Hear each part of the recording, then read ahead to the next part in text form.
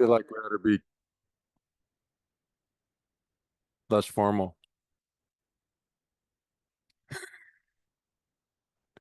Sit around and have a chat.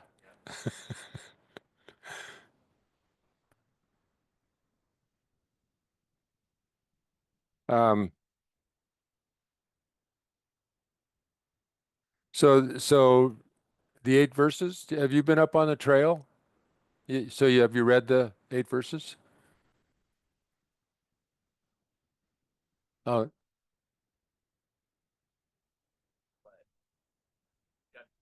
where there's, did you notice them? Yeah. Yeah. So oh, nice, Tyler. Going to be more of a chat, abbreviate a little bit. Um, yeah, these things come from, oh, I don't know. Yeah, I think they're doing something else. Is there a Rhodes Scholar thing going on? Yeah. They might think it's something else. Hi.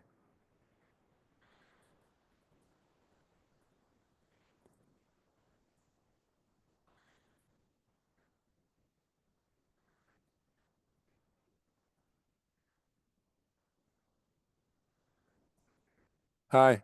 Hi. Are you with Rhodes Scholar? But there's nothing going on right now? Oh. Oh, cool. Cool. Do you want to can you come over this way a little more? I think we're going to try to be a little more cozy. That's cool. No, that's cool. That's cool. Tyler's going to move up too. Mm. Yeah. Well, no, well, that's you could probably take that off, huh?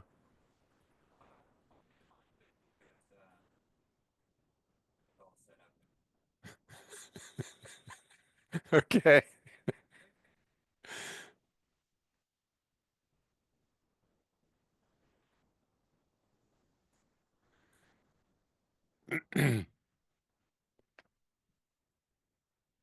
So did you hear the title of this, what this talks about? Yeah, the eight somethings. Yeah, exactly. Tibetan. Hi, how are you? Good, good. Good to see you. Yeah, that's no problem. Yeah, Tibetan Buddhism is big on eight. We've just done four eights, four different eights.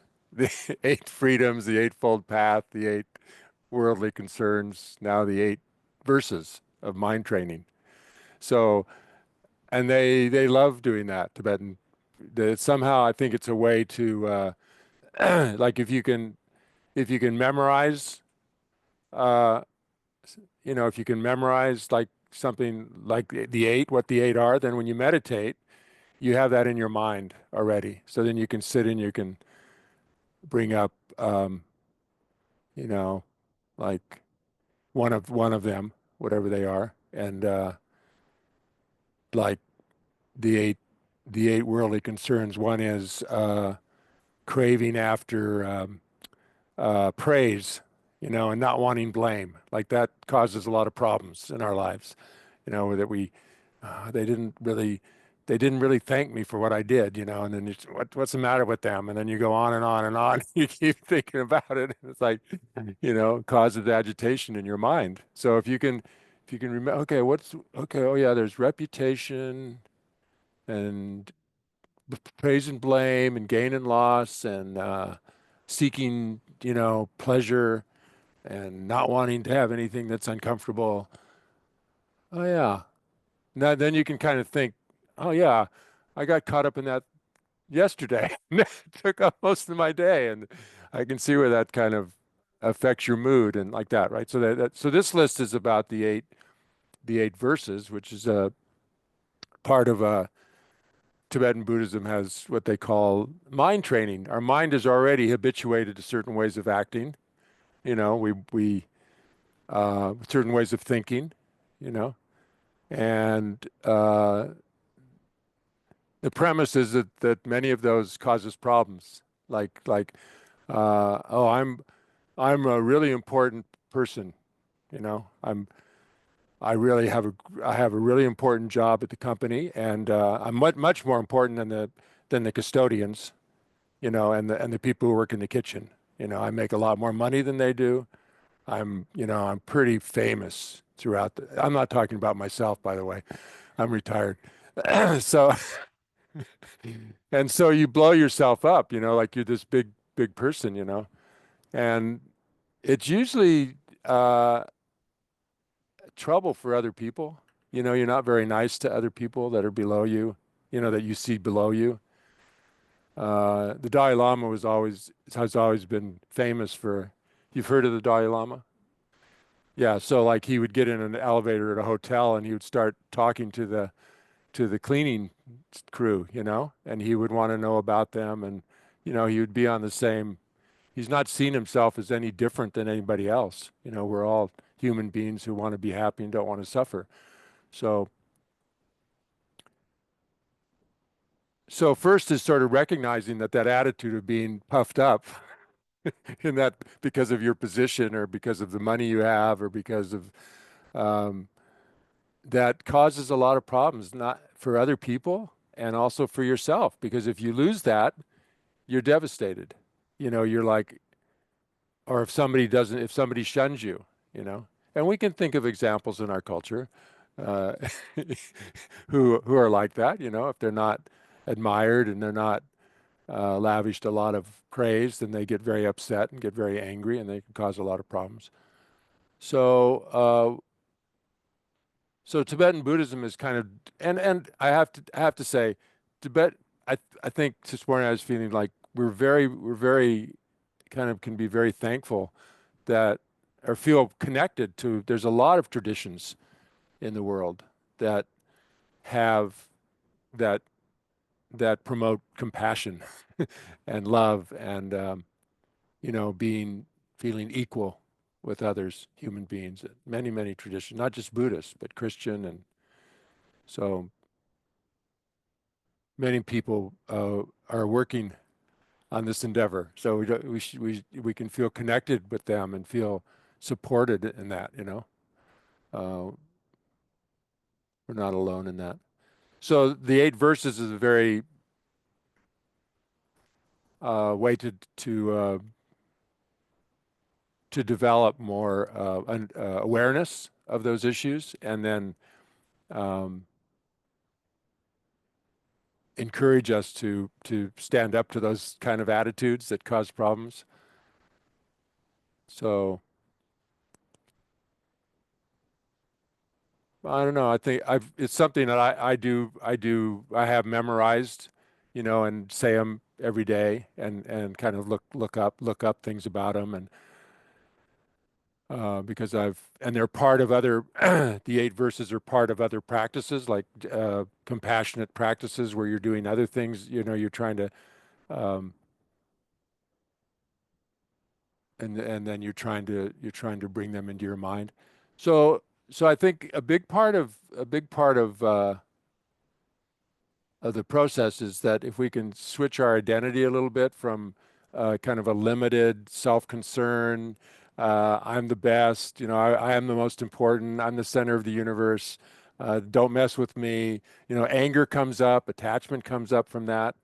Um, Problems come up to more of an identity of being a compassionate person, being clicking to our wisdom, like our understanding about interdependence, how we're not independently existing, we're interconnected, and identifying ourselves as that instead of a limited, you know, me, you know.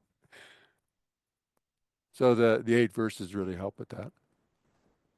Um, and it really it gives a lot. There's a lot of help in that. Like I was a counselor at high school for a long time, social emotional, and I always remember that I did parenting classes, and I remember this one thing in the book of it had a it said like the mother is telling her son not to yell at the sister, right? So she's yelling at the son, "Don't yell at your sister." So so it's like that was considered not a very good practice, you know, as far as trying to get your kids to get along and and and not yell. So it's Buddhism is really about inner development and awareness of what we're doing and awareness of the effects it has on ourselves and others. It's like it's not. I was thinking this morning too. It's like it is rocket science, but it's not rocket science. I mean, it's pretty simple, but it because of the problem is so entrenched of holding a certain, like not seeing that. Well, I'm going to yell at him, yeah, because he's got to learn that, and sticking to that and holding to that idea and not seeing that the effect that has is it's teaching him to yell, because you people do not what you say, they're not listening to the word so much. It's more your attitude, right? I remember I mean, I had a, I didn't know this was going to come up.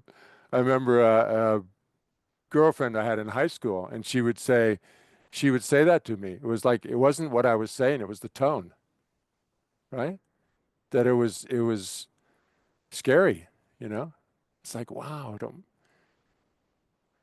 so we think, oh, my intention is good. I have good, oh, I just, when I did counseling with parents sometimes, my intention was really good, so I'm good. I'm clean. It's not that easy. Like I'm yelling at him because I want him to learn. So my intention's good. So no, it's the effect. Your intention might be great, and that's good, but it's the intention, and then it's also what effect is it having on the other person? Like, is your intention coming across, coming across? Right? So it's hard for us to change, right? It's hard to change. It's not easy to change. So that's why in Tibetan Buddhism there's repetition. You say you might do the same meditation every day. I mean, yeah, you do the same meditation every day, and you're trying to change the flow of your actions, away from yelling to going, oh, okay, that doesn't work. I have to learn how to say it in a way that's more gentle and more in the way that I want him to be with his sister. I have to be that. I have to become that, right? I have to become the person I want others to be in a way. Like His Holiness said, and it really stuck with me coming out of Berkeley and the riots in the 60s, that if he would say, if you want world disarmament, you have to disarm yourself. You have to work on your own anger and attachment and jealousies and things like that, right? That's we can go out and protest and write letters and get upset about neighbors who do things and like that. But if we're also being angry and they're bad, um, instead of understanding their humanity, and they also have background and families, and they had maybe traumas and difficulties, and so we can approach the problem with more compassion and gentleness and sensitivity and kindness instead of anger and confrontation and you know put them up, because we haven't done the work maybe. So it's an ongoing kind of thing. So there's a joke. I'll tell you up front, it's a joke before I say it, because so there's this thing about, like for empathy, like you meet somebody that's mean, they're mean, they're not, they're kind of, and so they say, well, you know, you you should walk a mile in their shoes, and understand them, because then you'll be a mile away from them and you'll have their shoes. They can't get at you. Anyway, but it's not like that. This isn't like that, okay? You're not trying to get away from them or take away their shoes, you know. We're actually try what we try what I think the method is to try to there's an example of this guy, this king. He wanted to be able to go outside and walk it's in India, walk wherever he wanted to walk barefoot and not get thorns in his feet and cut up his feet.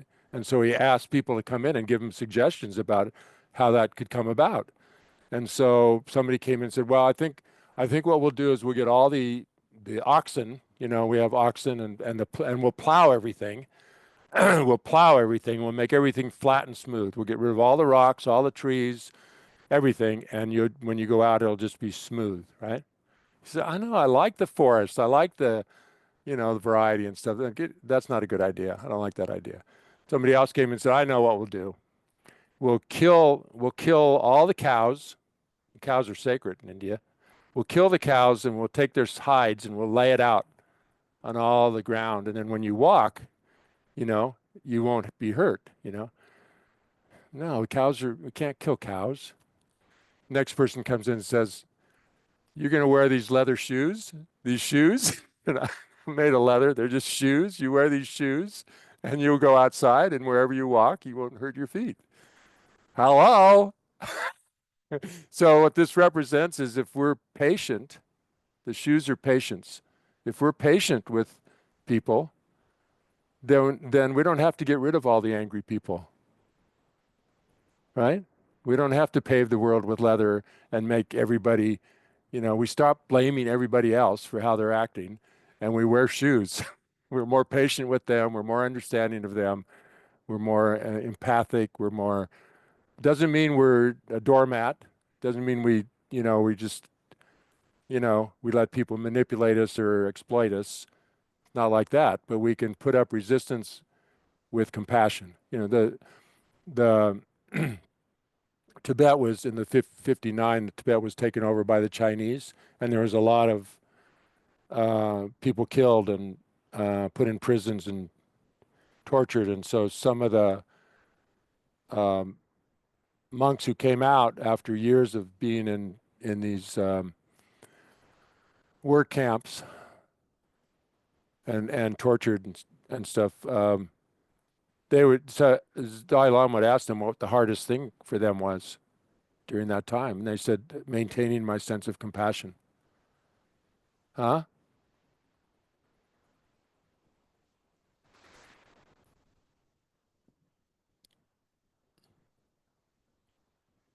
So such a rare jewel, compassion.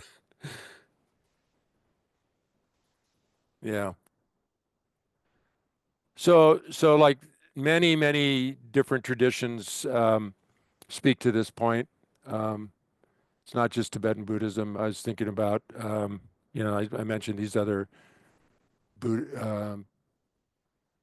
Zen Buddhism, and there's 4 different sects of Buddhism in Tibet and, Thailand and Sri Lanka, China. It's all over, Christian, um, Eckhart Tolle, Byron Katie. I mean, there's Westerners too that have got onto it. I do Tai Chi, and there's this strain, this form I do is created by Justin Stone, and he has just got a book by him, and he said, look at your troubles and decide if they ultimately aren't caused by over concern with self. So there it is again. It's like over concern for self. So the 8 verses really are dealing with this over concern, or over feeling we're more important. We're so much more important than anybody else. And we have to be so careful because in the West, I think we're kind of brought up in this, I'm number one, the individual is most important. Some cultures, it's not so much like that. It's more of a community and you're part of a community. And so, and then we maybe suffer more from feeling not good enough, that we're not, you know, as good as somebody else, and so we get, low self-esteem. So we have to be careful we're not. It's not. It doesn't mean that when when we start to go through the verses about um, that somehow we're insignificant or not important at all, or we should beat ourselves up or think badly of ourselves or put ourselves down. It's not like that. It's like we are also one of those people, and we also have this potential to develop great compassion and wisdom, and we need that same kind of care for ourselves, right? But it's the overdoing it, and so sometimes it appears that they're overdoing it on the other cherishing. you know, there's these verses about annihilating self-cherishing, or just really treating. You can't be its friend. You can't. You know, don't don't show it any respect at all. That's your enemy. And I think it's because it's been so unbalanced, right? That self-cherishing has been so much in control, so much honored, you know, me, has been so, and that's of course me sets up you, and then oh, you have something I want, so it sets up all. So I think it's really, a lot of Buddhism deals with antidotes, like medicine. It's medicine, So like if I'm angry, I need to be patient. If I'm really attached to something, maybe I should think about some of its shortcomings. You know, like you get enamored with a person. Oh, I met my soulmate. Or my BFF, best friend forever. Well, finally, I have somebody that I can depend on and who listen to me. And then you don't see anything wrong. You don't see anything wrong, or that anything could go wrong. Your expectation has set you up for disappointment because that person probably doesn't have the same idea of BFF as you do. And so as soon as they tell somebody else a secret you told them, you're devastated. And who caused that? Huh? You did, huh? You did it yourself by having that idea, by holding on to that idea, having attachment. So the more we can, I think that's what they're saying is like, wake up. It's there. It's there. It's not out there, It's there. Look there. So it's done out of great compassion. It's great out of like care. It's like the mother when the child is runs out in the street and the mother yells. Now there's a time you want to yell, but it's done with compassion. It's not done like you're bad or you're a terrible person, or, it's like trying to change the situation, trying to save a life, right? So it's not like you wouldn't, you can never yell, or you can never speak loudly. Harsh words can be quietly said, right? Harsh words can be, oh yeah, you're really beautiful, and you're mocking them or something, Oh, I really like your hair today. It's like, but you're mocking them, so it's harsh. It's not, it's even though it's softly said. So a lot of times it's the intention, right? It's the intention. So if it's coming from me, often that can cause a lot of trouble. If it's coming from, wanting to be helpful, you know, and a lot of Buddhism speaks to it.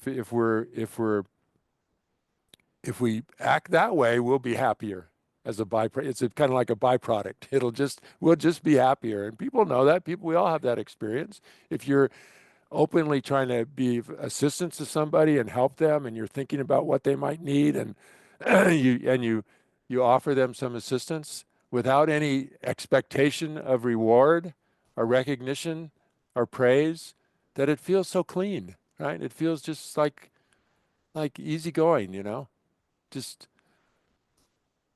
right? I think everybody has that experience. So a lot of the meditation practice, which it's not always just it's analytical meditation. It's where you're thinking about something, and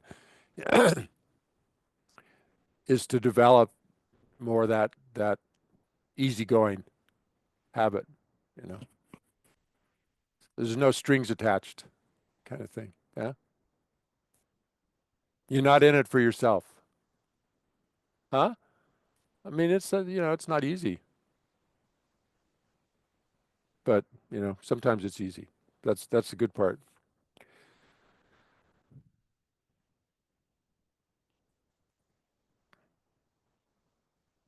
So just making an effort is good. Just making an effort to stand up. If you catch yourself in a mood where it's, wow, I didn't. Um, well, we'll get into some more examples. So let's sit for a little bit, okay? Just to calm things down. I'm calm, but could always be calmer. Um, yeah. So just sit comfortably. It's good to have your back straight. We just do a relaxation, focusing meditation. And so we can do this even doing this, even if we really need to sit down, we feel like we're agitated and we need to sit down and just relax. We can even this. It's good to think of others, like may this benefit not only myself but those around me. You can think of people, you can and spread it out to encompass the whole planet. May this bring peace to the whole planet. May this bring sense of um, calm and well-being to everybody. So take 3 deep breaths. Fill up your tummy and your chest.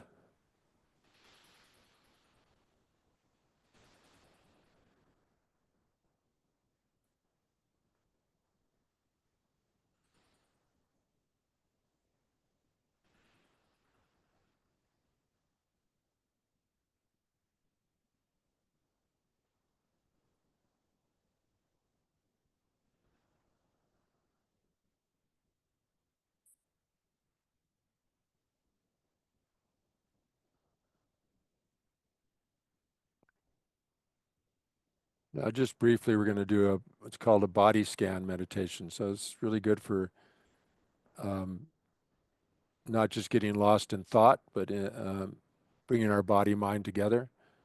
So start with your feet.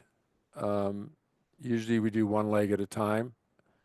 Let's just your left foot. Just be aware of your left foot and your left leg, and just be aware of sensations. You're not trying to change anything necessarily, or not being critical. Just being aware of sensations in your left foot and your left leg, and inside as well, not just the skin and what it's touching, and the pressure on the floor, um, but also inside circulation and bone structure, nerves and blood, muscles.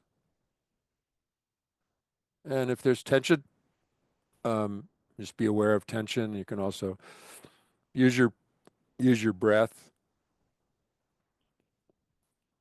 to exhale and let the tension go, and inhale relaxation into that area without any expectation of fixing anything. Just being aware, trying to let go, relax, and go over to your right foot and right leg. Same thing.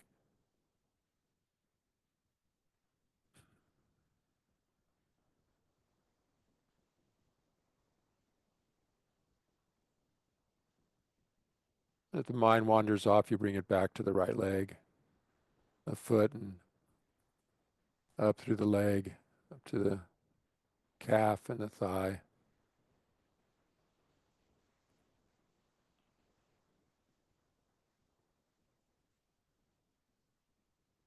And then your left hand and arm. Just be aware of what your left hand is touching, what it feels like, the palm of your hand, if it's dry or damp or cold or hot. Any sensations in the left arm?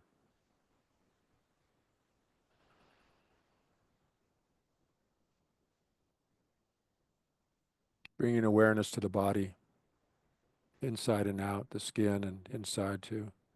And the right arm, right hand.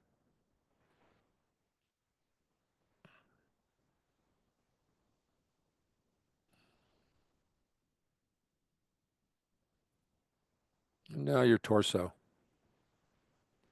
You feel the big muscles in the back and the bone structure supporting us and our organs.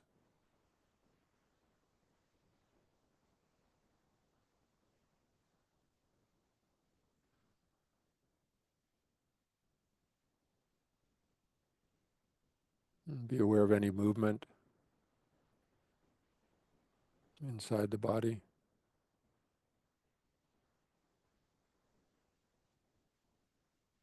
And then without any judgment or reaction really, just bringing awareness to the body. And then the shoulders and the neck and your head and face, letting go of any tension in the jaw or around the eyes.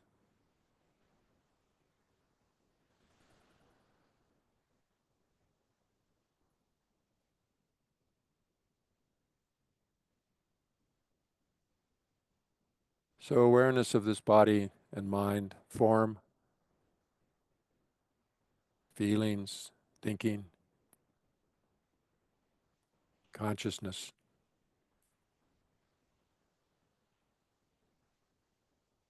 We all slept last night, hopefully, and the body continued on. Heart kept beating. No need for us to be conscious for the body to function. And we can bring awareness to it and give it some kudos, some gratitude.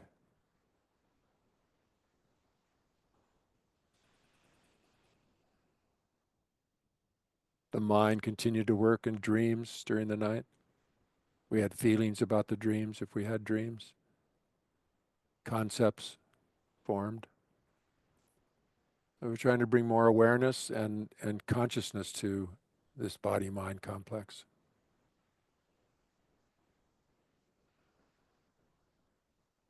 Awareness has healing characteristics that go unnoticed a lot of times in the West. Just being in awareness can be so healing, so comforting, can be quite a safe haven.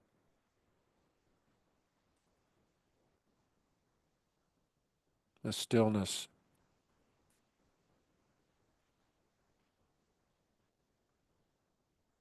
a place to operate out of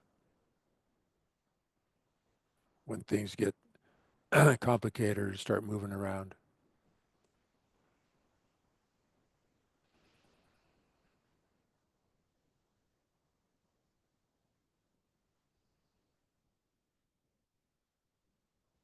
And be aware of that awareness. Turn your attention to that awareness that knows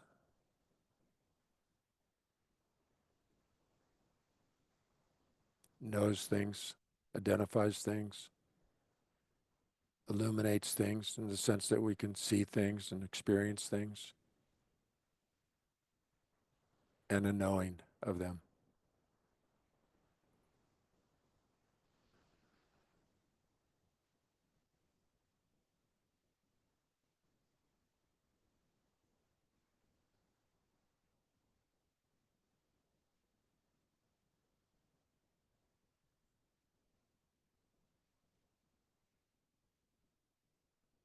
More than thought, energy behind thought and feelings.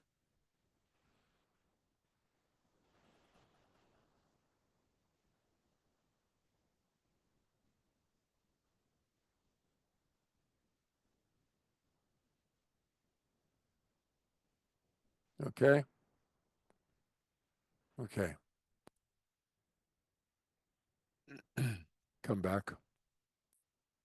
Try to maintain that awareness.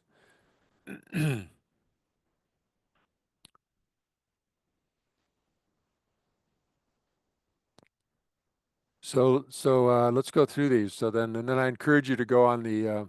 There's a walk up here, um, and it's got the 8 verses, right? How do you get to it again? What's the best way? The driveway just above the pool curves around, goes up.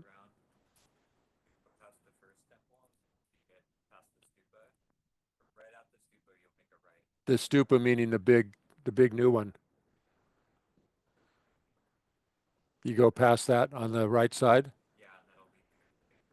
Yeah, and there's like it's on a plaque, and there's a bench, and yeah, okay. And there's many commentaries on the 8 verses. So there's one. Yeah, there's one in this book. Have you gotten a book yet? Okay, she might be candidate. I've been giving books away, so um, yeah. I mean, you're candidates too, but anyway.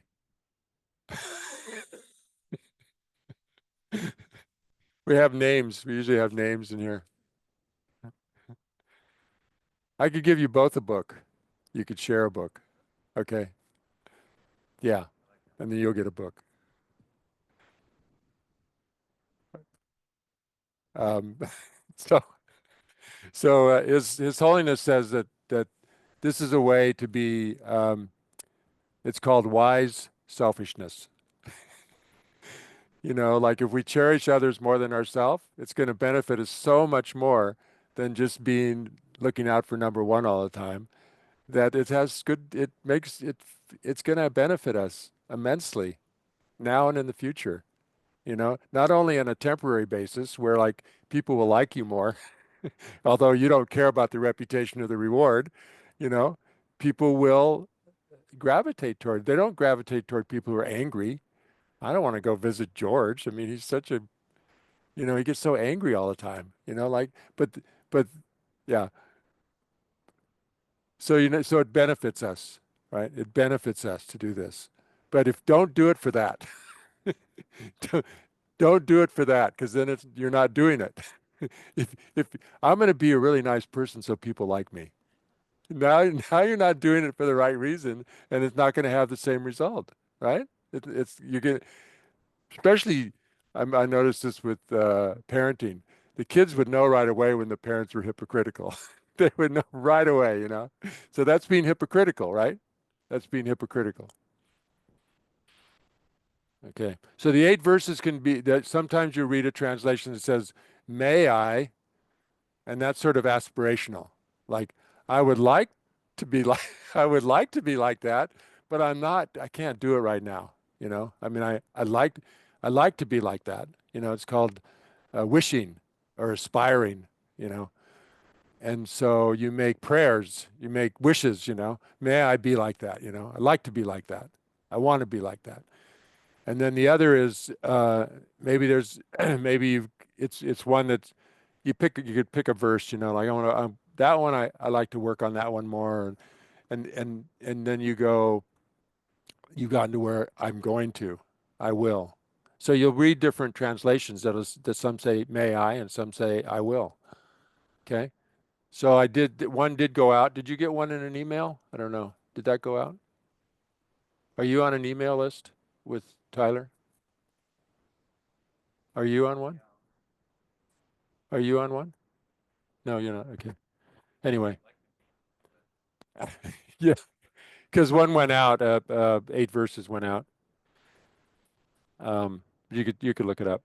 So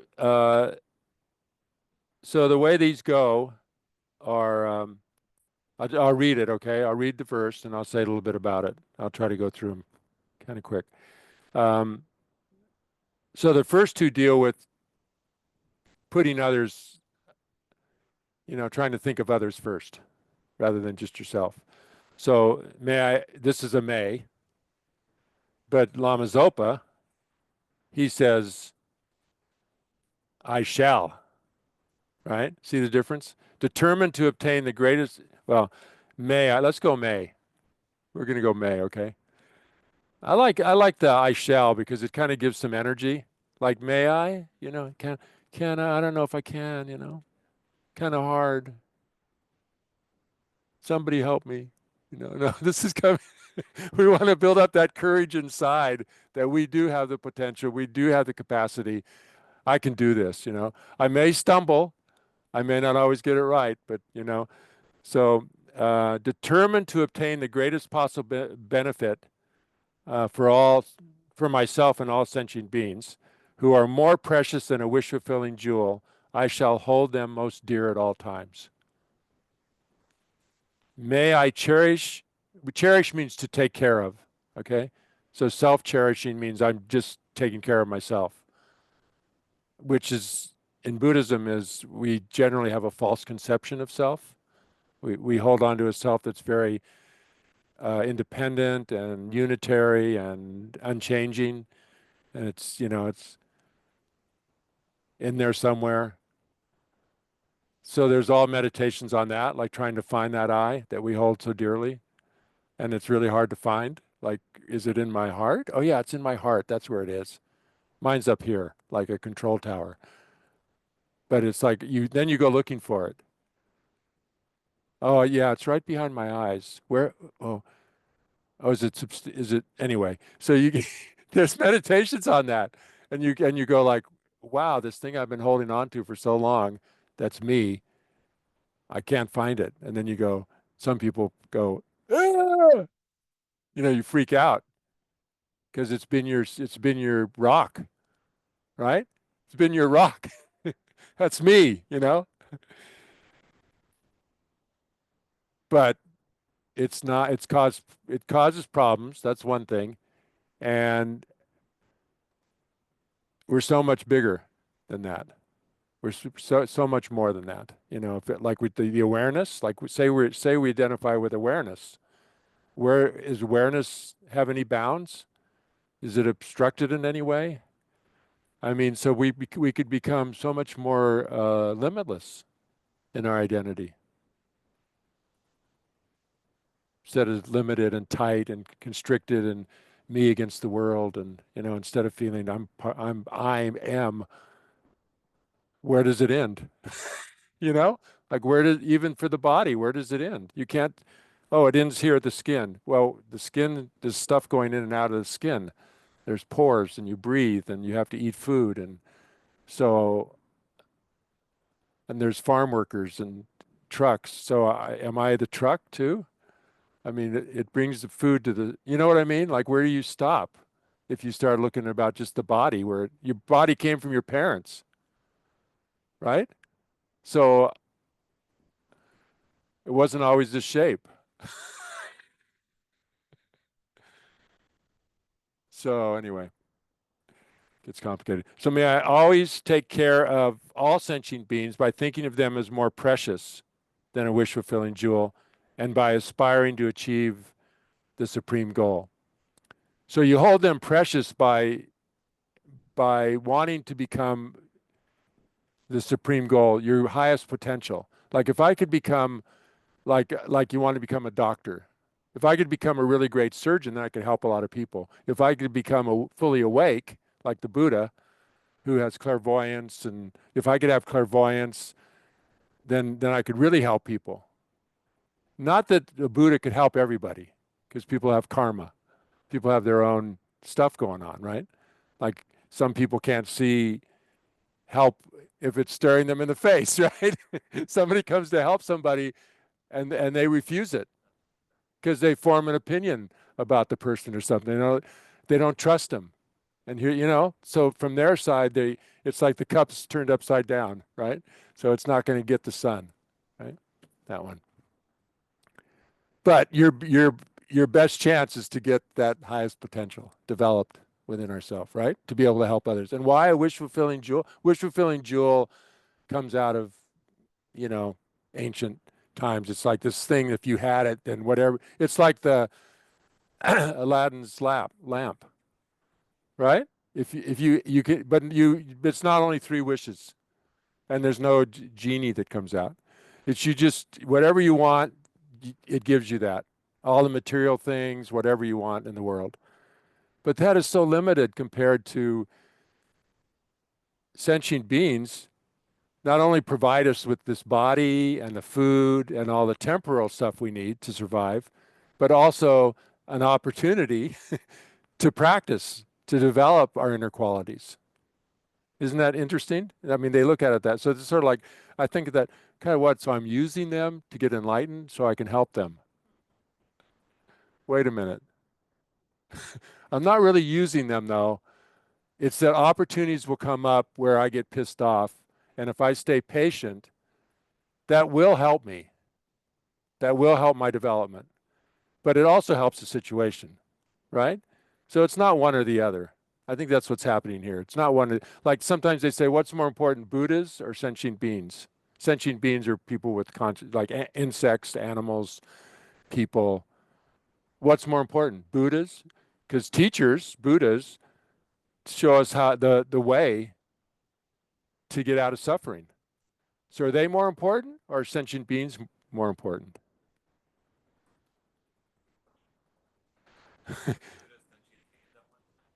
Yeah, they were. Yeah. And how did Buddhas become Buddhas? By practicing. So you can make a strong case that sentient beings are more important. They're the wish fulfilling jewel, right? So imagine if we saw people around. I mean, there are practices in Buddhism where you see others as because they believe, there's this, I hate to say believe. It hasn't been shown. They haven't, they have a lot of evidence that there is reincarnation and they haven't seen any that refutes it. I don't like the word belief. It's like, well, yeah, I don't believe in reincarnation, therefore it doesn't exist, right? For me, you can believe it if you want, but well, have you read any books about like by Ian Stevenson about 30 cases suggested of reincarnation? Have you seen the YouTube about the airplane boy who had all these headaches and traumas and then they discovered he was an airplane pilot in his last life and it really helped him and there was proof for it and his parents couldn't believe it because they were Christians from the Midwest, but they came around. I mean, oh no, I don't read that stuff because I don't believe in it. So Buddhism is very about being logical and reasonable. Like the Dalai Lama said, if you can prove to me reincarnation doesn't exist, I'll change. I'll change. But I've got a lot of evidence that it does. you know, like they thought the world was flat, a lot of Tibetans, till they came out. And then, I mean, Dalai Lama watched BBC and had a telescope, so in Tibet. So I think he got a head start and read National Geographic. And so, so once it's shown, then you got to go, okay, got to change, right? So that's what we're trying to do here is we're trying to change our thinking about others. So one method is to see them as your mother. All sentient beings have once been my mother. If reincarnation is the way it is, then we've been in relationships many countless times. Beginningless mind, the mind doesn't end. It doesn't begin. There's no beginning, there's no end. Like people believe in the Big Bang theory. Oh, that's when the world started, Big Bang. And I go, well, what happened before the Big Bang? They go, I mean, something had to come before, right? Some people can't deal with it's beginningless. So they go, well, there has to be a creator that started it. Well, who created the creator? Well, he's always been here. He's a he. Well, I don't know, but it doesn't. That part doesn't matter so much. It's more the compassion side. Doesn't matter about that part. I mean, it doesn't matter what you call yourself, Buddhist, Christian. It's more. What's that term? How when the rubber hits the road? Is that is that the expression? Yeah, it's that sort of like when the tires hit the. Yeah, so It's how you are around in your life and around other people, not so much. So this really counters having anger or hostility. So that a lot of the verses are about counteracting negativities that cause us trouble and cause other people trouble, right? And developing this attitude of others are, I got to get out of this self-cherishing attitude, because it's causing me a lot of trouble. It's keeping me confined, right? And it's not like they're saying, "Oh, just believe this." It's like sit with this and think about it. Like, is it true or not? Are other people pretty precious to us? I mean, animals in the soil, what they do in the soil. I mean, people, you know what I mean? Like people who work. There's so many people that are working right now. This building we have, we wouldn't have this building if people hadn't built this place. And then it goes all the way back. I thank your parents for your body. Well, they had parents. They had parents. They had parents. Where does that end?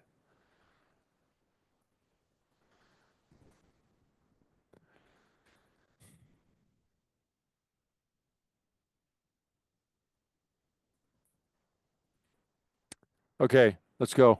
Next one. So, when in the company of others, I shall always consider myself lowest of all, and from the depths of my heart, hold others dear and supreme. Wherever I am, and whoever I'm with, may I view myself as lowest of all, and from the bottom of my heart, may I take care of others and consider them supreme. So those two go together, right?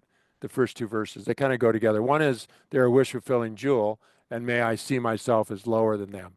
Now, that's countering this attitude that I'm the center of the universe and I'm more important than anybody else. I think that's what that's countering. It's not saying have low self-esteem, degrade yourself, you're a worthless thing, everybody else is important and you're not. It's not saying that. It's trying to counter this attitude of I'm the most important. It's countering wanting rewards and recognition for things we do to help others. We're like we honor them. We're respecting them. We want to help them, you know? Yeah, that's what it's doing.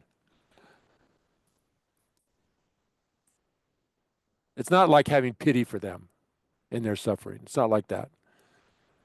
So, because you could switch it, right? You could go, you could still have the I'm most important because you're pitying them. So you're putting them down. Oh, the poor things, all those poor suffering sentient beings, like not like that. So we got to think about that because like, we think we're so great, but birds have better eyesight than we have, right? I mean, they're animals who have really, really skillful about doing things. We use our skills to make bombs and kill people. So are we better than some animals who just live their lives and like maybe they're vegetarians and they're not killing things and they just live their lives and we know better and we don't use it very well, right?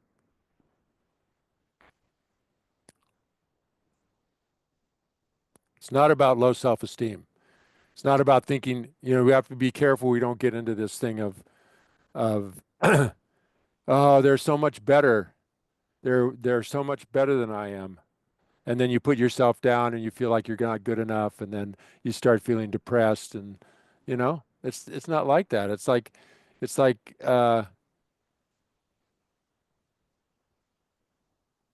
honoring them. It's having respect for them. If you're humble, you can learn more. If you're humble, you'll be able to learn more. It's that sort of thing. If you think you're best, it's hard to learn. But if you think, wow, I don't really know, they're so much better, then you rejoice in them being better. You're happy for them to be better. This is where you honor them. This is where you respect them. So happy that they're doing well at that. And now I can learn from them because I'm not so good. So if you put yourself there are these lamas who would in old time Pater Rinpoche, he would be giving this big teaching. He's very famous, but he got tired of it, because they would almost rather be criticized than be praised.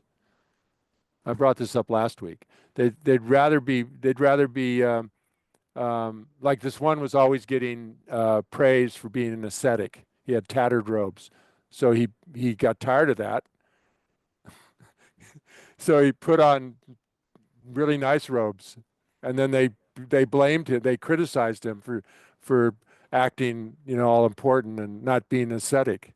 And he said it was really good because then that was easier to deal with the criticism than to be praised all the time.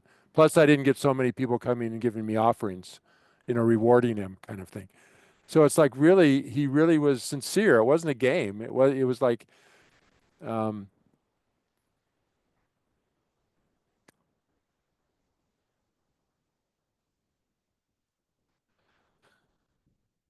oh, so what I was going to say was he was giving this big teaching, and then they couldn't find him. Paltrim said they couldn't find him. Where'd he go? We don't know where. So he went to this village, and he asked if he could just be at this. They're nomads, so they take people in. So they took and they said, okay, well, can you do some chores around the house? They didn't know who he was. He showed up in his tattered robe. It was a different one, but he showed up. They didn't know who he was. So but one of his jobs was to empty the chamber pot of the matriarch. She's kind of like in charge. So that was one of his jobs, right? So the students came looking for him. And have you seen? Well, no, I haven't seen him, but there's this man who started working for me, and he looks like this. And she was, this part I don't, she was so embarrassed. She ran away, she's so embarrassed. But from his side, he's just, I mean, isn't that really like he's going to be the lowest? He's going to take that job. I mean, that's the other thing. Like, instead, I've done the dishes 3 nights in a row. It's your turn to do the dishes, or could you get me a cup of tea? I don't, yeah, okay, but don't, like we have like just do the dishes. How it takes 5 minutes, 2 minutes, huh?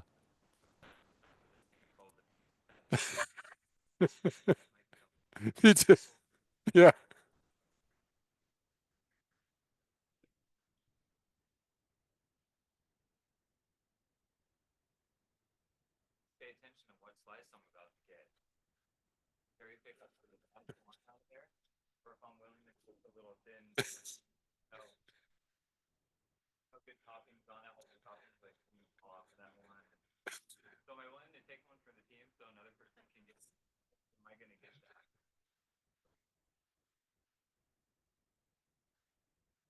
Yeah, I mean, I think it's it's a really good thing to play with.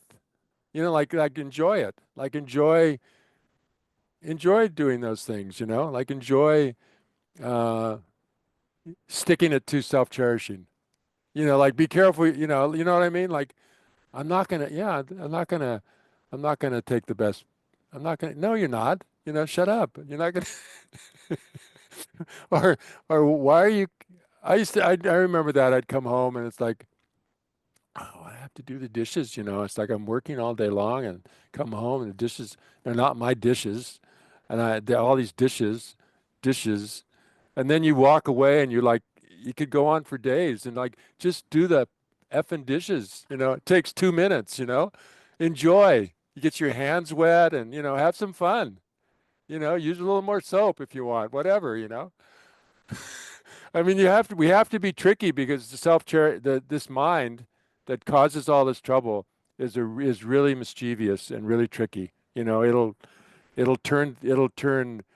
want to turn things into something that's, a good deed into a bad deed, like with the pride afterward. Oh yeah, I nailed it that time, man. That pizza box came and I got it that time. I'm really good, Yeah. Make sure people know your good deed too. No, I'm joking. Like that's another test. Yeah, right. See, see the one I got?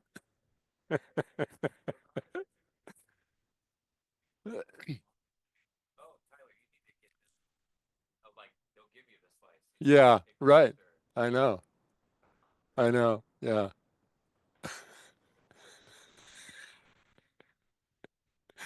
Yeah, and the tri and that's really it's really different when you're not doing it for that. You're not doing it for recognition. You're not doing it for a reward. Um, I mean, sincerely you want the other person to, you know, to have some happiness, some easy going, something works out, you know. But be careful not to be manipulated or exploited or, used or, like, oh, I'm the lowest of the low, so yeah, do whatever you want to me. That's not going to help them. The idea is to help others, not to put them in a situation where they can be abusive, or because that's not good for them. That's not going to be good for them, in the long run. So it's not about that. And there's like this is such an important one because it counteracts pride, right? Because like Buddha's, there's like seven different kinds of pride they list, and I'm sure there's more. Like they break it down.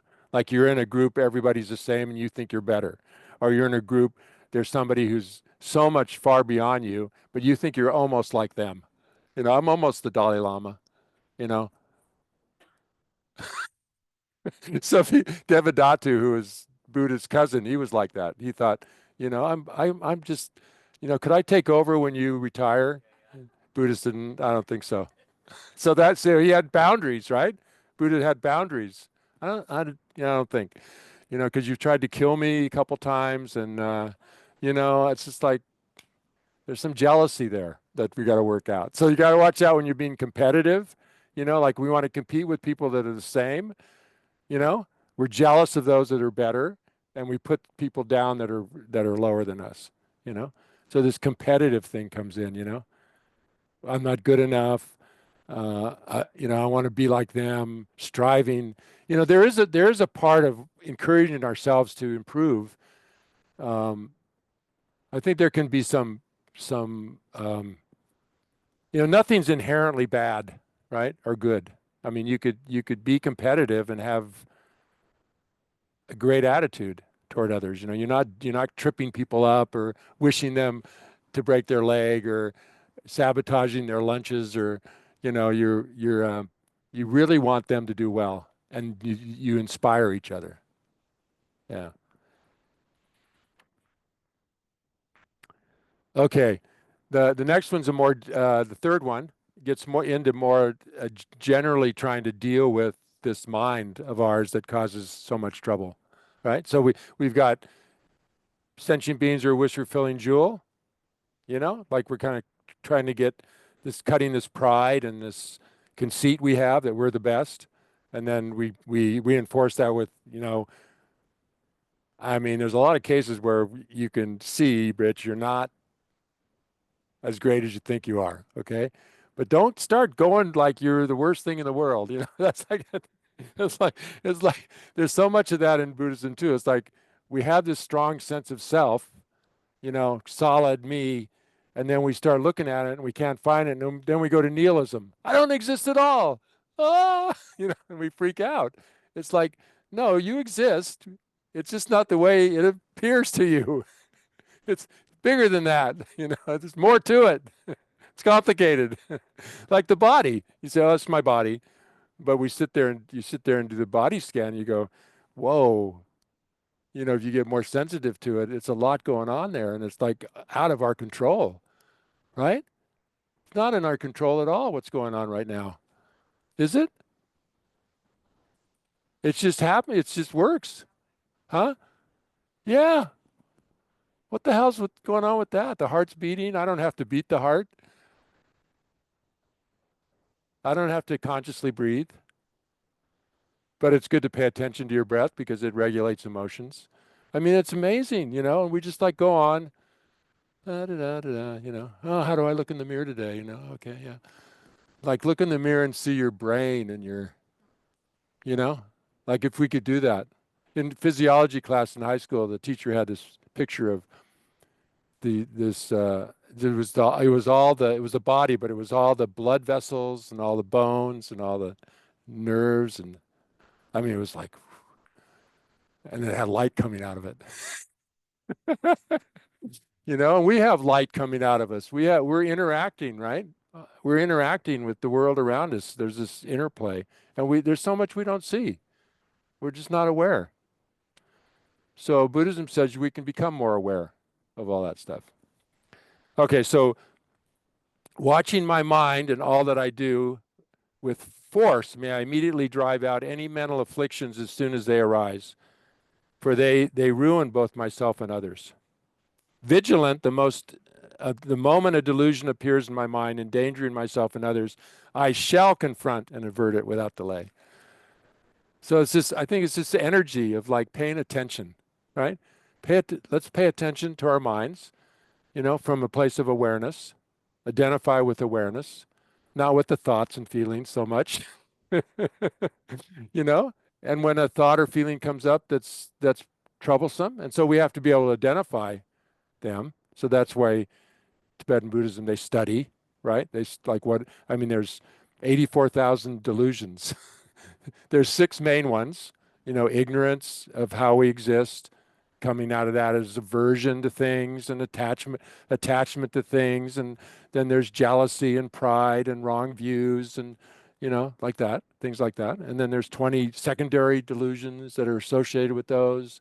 And then so it's like the more we can become aware of like, oh, and we can catch things before they develop. Like if you ever notice this? Like you're getting a little frustrated with something, you're getting a little upset, a little more agitation. You start making a case about it, story. This is what it was. This is what happened. It starts to become more solid. Pretty soon, it's anger, full-blown anger, and you say something to somebody, and I mean, I've ran into this in working with parents and kids. One thing is said, and the relationship's over. That's what people have done with that one incident. I saw you as my loving parents, and you said this thing that didn't fit my idea of a loving parent, and so you don't love me. And so I don't love you. Boom. All created out of, right? All created out of, right? Nothing there is nothing there exists from its own side, right? Nothing there was like, the parent didn't have a sign that said loving parent, and then they took it off and said unloving parent. It didn't happen that way. And he just recognized it. It wasn't like that. So, so, um, yeah, so we use that, we can use medicine, right? So if we get angry, if we feel angry coming, try to be patient, you know? Okay, I'm not really sure about what's going on here. Something might be going on for them, right? That person who just cut me off in traffic, maybe they just rushing to the hospital, you know? I don't know what's going on for them. Maybe something happened at home. They were, let it go, be patient, be patient with yourself in your practice, let it develop. Attachment, that brought that up already. You can think about maybe some of the shortcomings, you know, you know, instead of just, oh, such a beautiful car. I'm going to get this car. Can't wait to have this car. I did that once, and I think it must have been made on a Monday or a Friday. You know that story about Mondays and Fridays? It's when like workers on Friday are not very attentive, and on Monday they're back from their hangover. So I got a car, my first new car, and it's like, I think I mentioned it before, had bad engines and bad transmission, but I couldn't let go of it because it was my brand new car. So you get, oh, my brand new car, and you can't even see that it's like, get rid of this thing, it's over. So look at some of the shortcomings, or they'll show up, they'll show up, and then you're disappointed, right? And where'd that come from? Oh, from my view of it and my expectations. That's where it came from. So it's really, Tibetan Buddhism is really about being really honest with ourselves and kind in that assessment. Not like, you idiot, can't you see it? It's not like that, It's kind, but not like, it's okay. You can keep thinking that way. Well, we keep going on like that. That's okay. And it's not like that. It's like, no, that causes problems, Stop it. Um, yeah, we can focus on our breath. That's a good way when we're getting upset, agitated, distract ourselves. The final eradication is to see that it's mind generated, like I created this story, Okay, so that's that one, and then the fourth one is this is getting a little more gets a little more interesting. This gets well, they're all kind of interesting, but to me, but um, whenever I see beings who are, this is Lama's opus, are wicked in nature, overwhelmed by violent negative actions and suffering, I shall hold such rare ones dear as I have found a precious treasure. Here comes a precious treasure again, huh? When I see beings with bad nature overwhelmed by their heavy misdeeds or suffering, may I care for them as if I had discovered a jewel treasure, for they are so hard to find.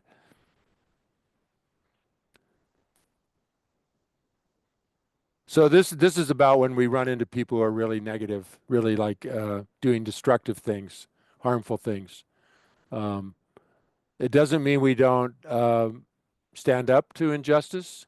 Doesn't mean we don't protest.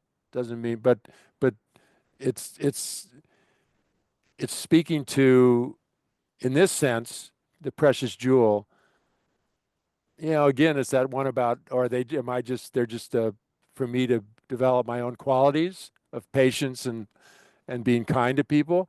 No, it's also recognizing that they also have this potential that I have to become uh, um, to clear up their trouble, and I want them to, I want them to be troublesome free. I want them to be happy, you know. So there's causes and conditions that create people to be the way they are, and I'm not going to give up on anybody. I'm not going to give up. I'm not going to say, oh, that person's that way and that's it. I mean, we've all had.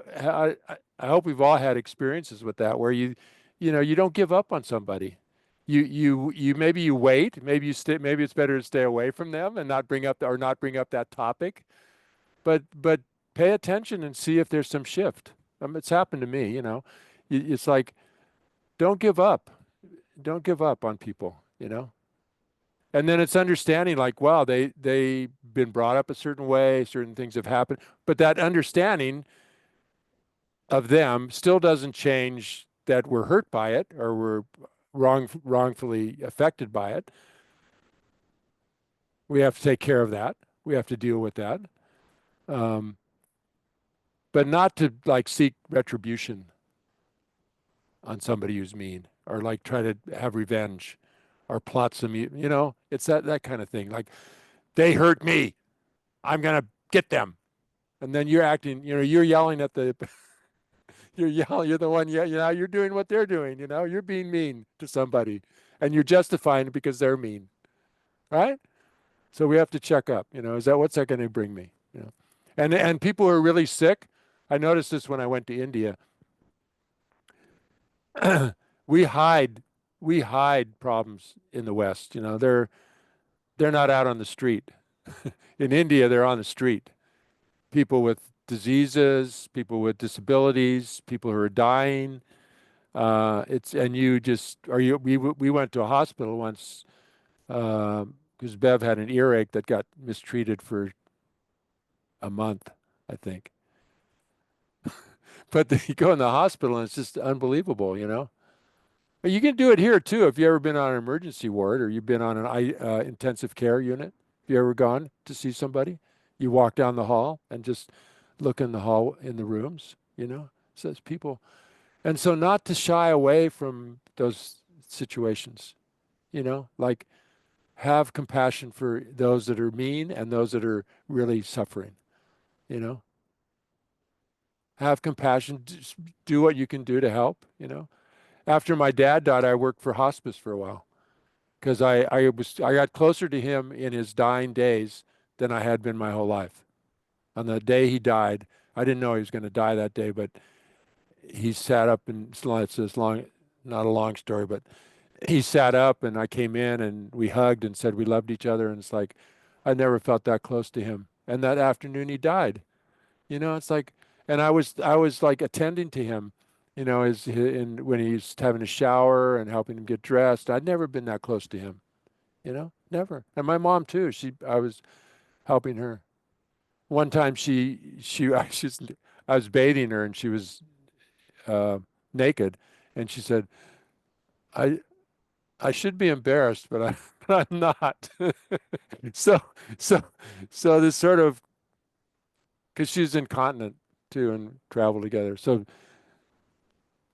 not to shy away from helping people and being in those situations. They make us softer, right? And it's real, right?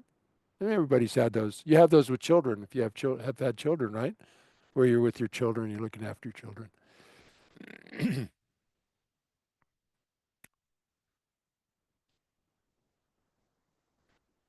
Okay, next one. These two go together, 5 and 6. I'm going to combine them because we're running out of time. Um, may I endure any loss, um, such as unfair treatment, like any improper activities done to me by others, as being attacked, like criticized harshly or put down, by those who are, say, jealous of me, and may I give every gain to others. So this is a hard one sometimes because it's sort of like, uh, it's sort of like a little example. I think would be you're in traffic. I had this the other day, and you're merging onto the freeway, and there's a lot of traffic because it's rush hour, and people usually weave, right? Like you go, somebody goes, then you go behind them. So somebody went, I went to go behind this guy pulled up, right? Like, hey, you don't know the rule, the weave. And so you got to catch yourself, because it's like, well, I'm going to get angry. I mean, people, you get angry and then you want to follow this. I mean, some people do that, right? How long is that going to last? Have you ever been really angry where you lost it? Yeah, happened to me in Pakistan. I mean, gosh, scary. Anger takes over, right? And you're sometimes fortunate that the scene something changes and it breaks a spell, you know. But if we need to see it and break the spell. That's what we're trying to do, the spell of anger, So instead of wanting to win all the time, it's like, okay, yeah, okay. I had a rule, but it's an unenforceable rule. That comes out of Forgive for Good, a book by, oh, we're going to get to that? Anyway, Forgive for Good is a book by Ruskin. And he says that when we have grudges, what happens is we take it personally. Like he cut in front of me. Me. Doesn't even know me. Yeah,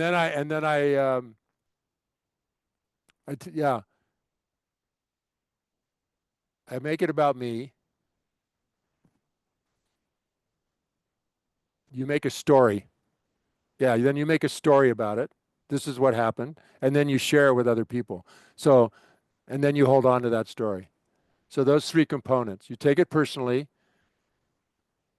you make up a story, and then you spread the story. You put it in the newspaper. It doesn't matter what the facts are.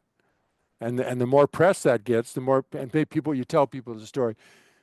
And then you go, oh God, that's too bad. That's really bad. I feel sorry for you. And so they're enforcing your story because they think they're being empathic by supporting you in your story of self-pity. Right? Yeah. So anyway. So in our culture we have to be careful because like can we just take the defeat? Can we just let it go? Like some of these practitioners, they go like their clock gets stolen, and they go, "Oh, the guy must have needed a clock.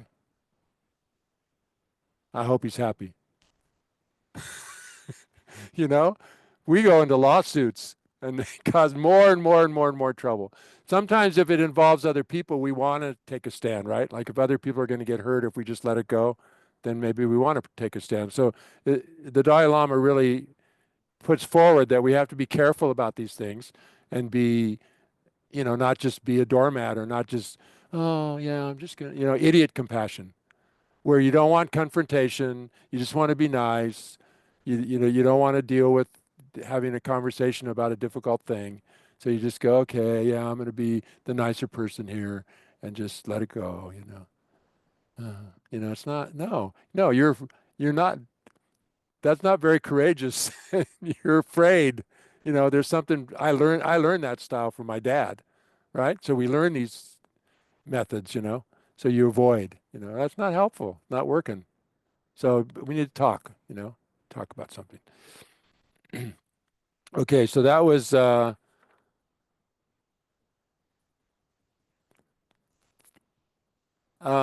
then the next one is when may I view one who I greatly hoped would help me, but instead mistreats or even harms me as my greatest spiritual teacher.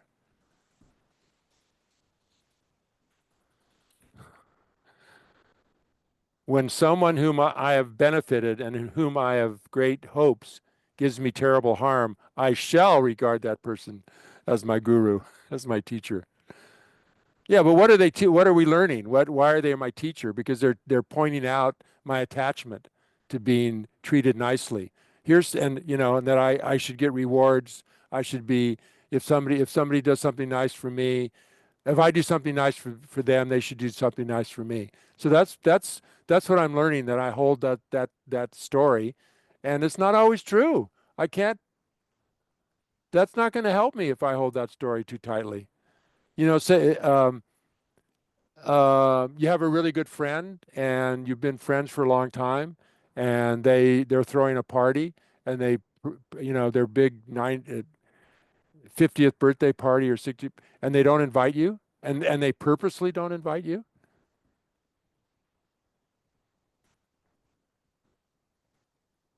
What do you do?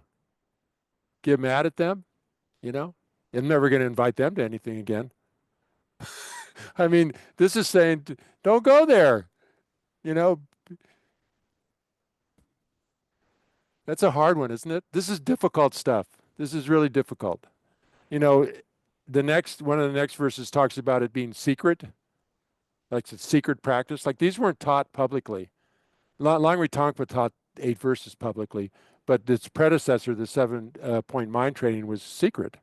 Like secret meaning it only was passed on to another person who the teacher thought could maybe handle it, because this could be really misconstrued and misunderstood and just discounted. Like just people thought, that's garbage. And now that's, you know, garbage only because you don't know what it means or how to apply it, right? So, so another sense of secret is it's difficult, really difficult to do, right? We're not used to it. We're not used to it. Um, okay, so that was the greatest teacher. So normal way is to get angry. So try not to get angry or hold a grudge. Okay. Yeah, that was 5 and 6, right? So 7 is giving and taking. So that's Tonlan. So now we're actually getting, now there's actually a practice on how to implement this. And it's also not easy because it's the reverse. The whole thing that Don said, this is we're reversing our thinking, because the way we think, the way we act, the way we're going about it is just reinforcing self-cherishing, which causes more problems. Self-grasping, holding on to this me, how could you do that to me? How dare you? Wait, so you wait, what am I doing to myself? They didn't do it. Yeah, I'm doing it to myself by holding this view of what you just did. But I could actually see this as an opportunity to let go, to go, wow. Like I gave this example before. We looked after my wife's father after he had a stroke for a couple years. And he had been to Japan and he knew we were Buddhists. And he said one time, he said, Buddhists are really selfish. And we went, wow, we were really thinking we were doing a great thing here, you know, good Buddhist, looking after the dad, It's just pride, right? It's just pride. Just look after the dad. So him saying that was really, really helpful to us. Just like, wow, yeah, there is some of that in what I'm doing, like this is the best thing to do. I'm really a good person for doing this.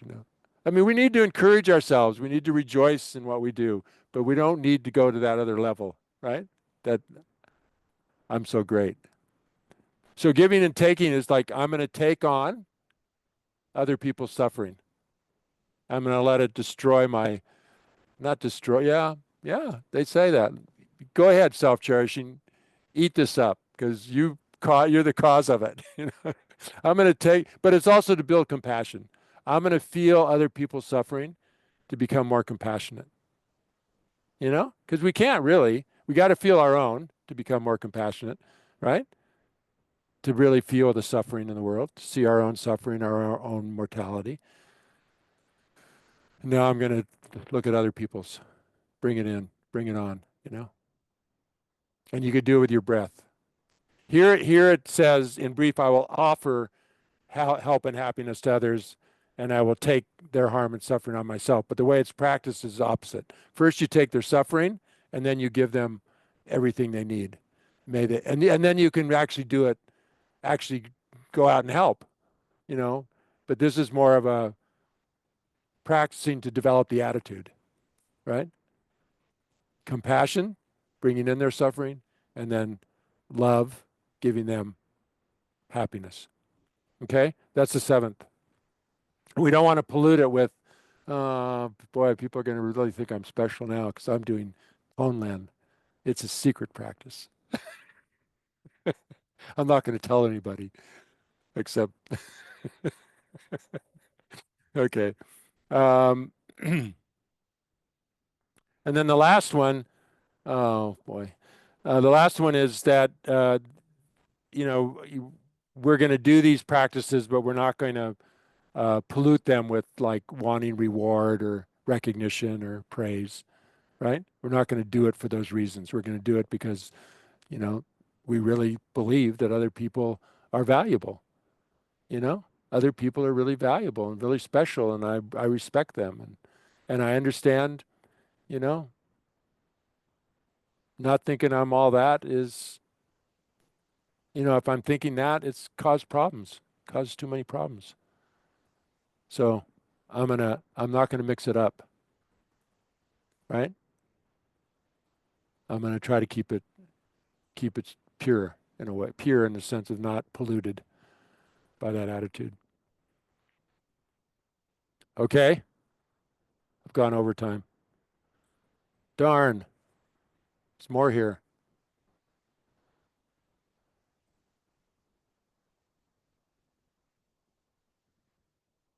We didn't get into illusions because that's a line in the last one.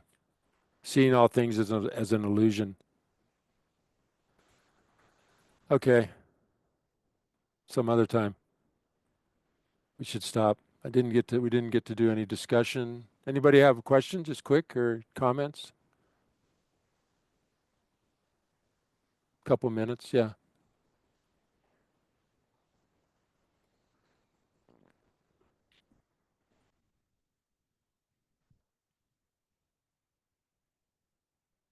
Oh, good. Yeah,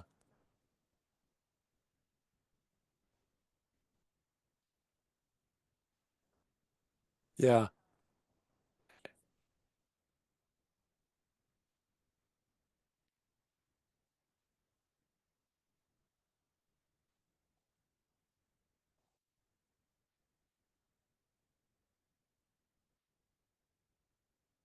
yeah.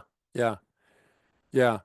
So there's a line I think it's Hoyner said that self-grasping and self-cherishing are not in our self-interest. So to really love ourselves, to really have compassion for ourselves, it's really important to oppose self-cherishing attitude and self-grasping because that's not the self. Because if we want it, if we get them mixed up, we get them mixed up. We think we think we think the self that is solid and fixed and this idea we have of ourselves is the one that we need to be gentle, definitely gentle. The process, we have to be gentle in the process. So it's complicated, but I really like that line that it's in our self-interest. The compassionate thing to do for ourselves he says, is to care for others more, but not in a way that, oh, I need their uh, recognition. I need them, if I'm helping them, then they're going to like me, because now we're feeding self-cherishing. So I think by practicing a little bit, the courage, the self-love, the self-compassion, like uh, gets stronger.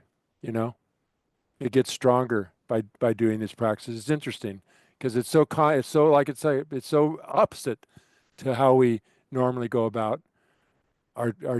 So we think like self-cherishing, like they did this thing about low self-esteem in the schools for a while, and one of the critiques of it was that it made the kids very narcissistic.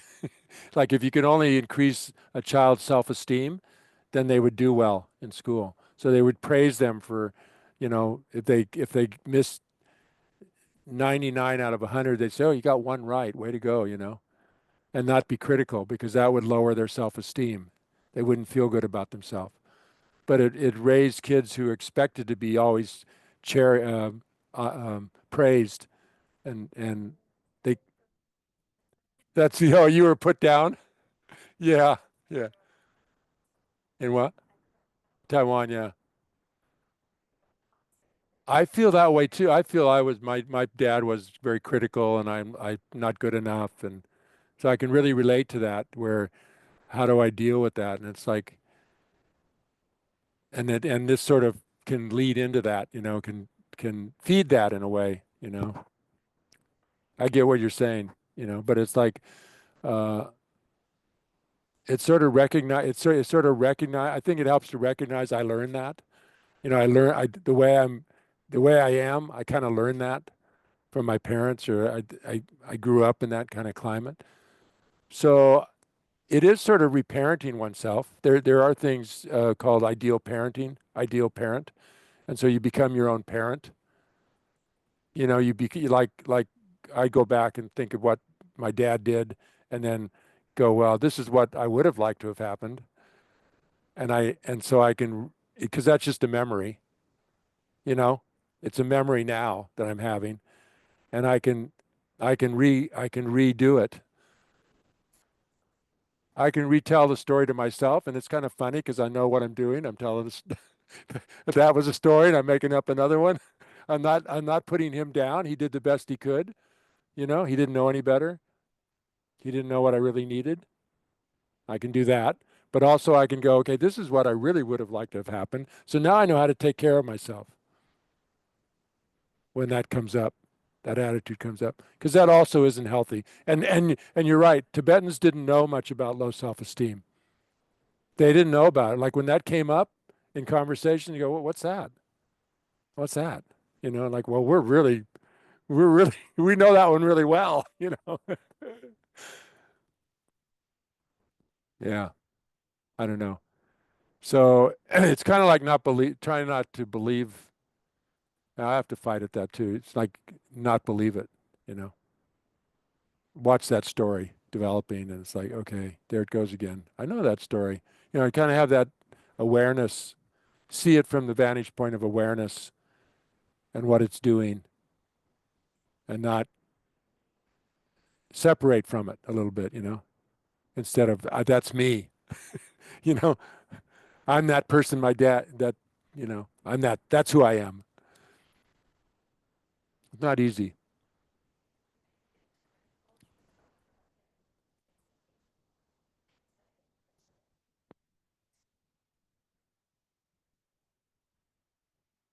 Oh, you grew up with him.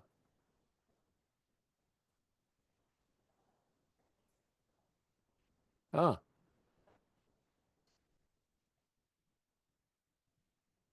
hmm. You mean they were not, oh yeah, of others. Right, right. No, I think,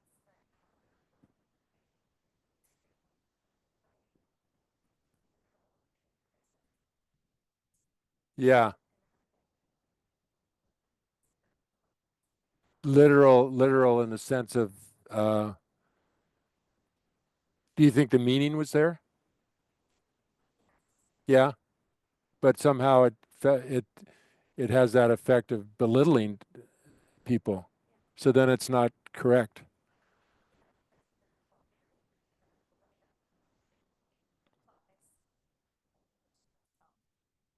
Oh, there's no respect in a way for individual feelings. Yeah. There was one parent in my parenting class that she may have been from Taiwan, and the first class was mostly about emotions, like recognizing your own emotions. Because if you're going to parent somebody, you need to know if you're angry or annoyed or hurt, you know. And so after the class, she said, "I didn't know I could have emotions." So the inner life isn't the inner awareness of an inner life with the emotions and thoughts. So she wasn't. Yeah. So that was like shocking, you know. Whereas we sometimes, because of, I think, adolescence developed, like kids couldn't work anymore. So somehow kids have more time and they got more emotional the other way, too much maybe. Yeah, it's tricky. It's tricky. And the way it's applied culturally and yeah. So it's very brief and it's these kind of teachings for myself too, like when I hear somebody giving a commentary on it, or something, I go, I like, I can't, I kind of, to hear another perspective or to read a different commentary by somebody else, like hear these different translations of, oh, may and I will, and wow. And, it's like, and to hear different examples and how to implement them and how to, yeah, I mean, because just on face value, I would put myself lower than I will take the defeat and offer the victory to others. It's like, I mean, his whole Dalai Lama is very careful about cautioning people, about don't think that means that you're gonna be a doormat or or you're nothing, and you should treat yourself like crap. And it's not at all, not like that at all. He's saying he's saying just, the person swerves in front of you, just don't get so upset. I mean, partly, like that's being compassionate and that's self-care, right? That's the height of self-care and self-compassion is when we can stand up to anger and belittlement and put downs and right in ourself that are coming up in our mind. Yeah. Then now we're being really compassionate to ourselves, really. Yeah. Cool. All right. Thank you so much. And yeah, thank you. Yeah. Oh yeah. Oh yeah, here you go. Here's a, what's your name? Huh? Chelsea. Chelsea. Here's a book from Dalai Lama. And there's a commentary on the 8 verses, and here's one you can share. Yeah, you're welcome. Thank you. Can you share that one, or you are? Okay, good, fantastic.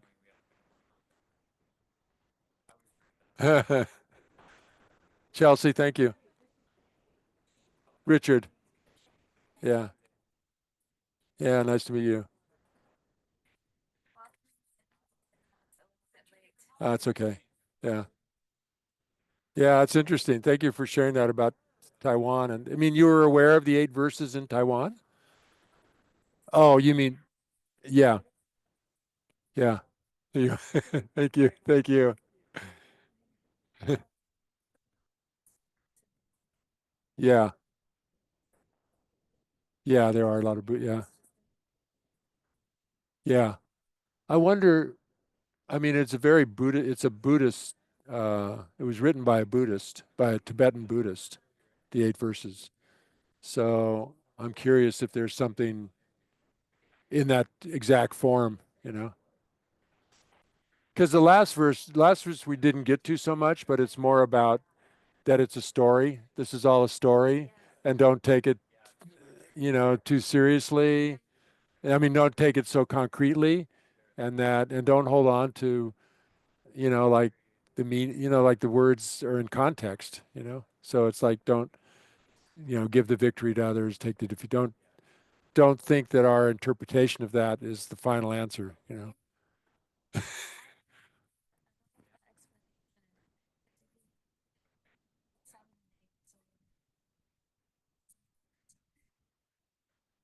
Yeah, like take on other people's suffering and give them all your happiness.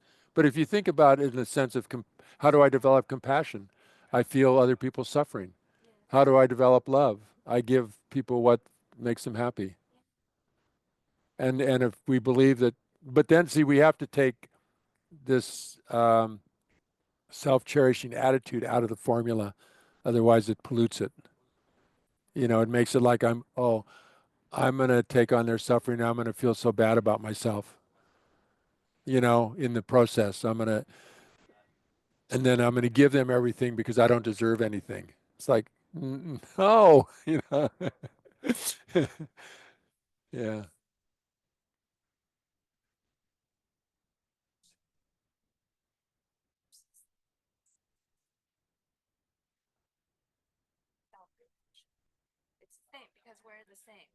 right, right. Yeah, and the also like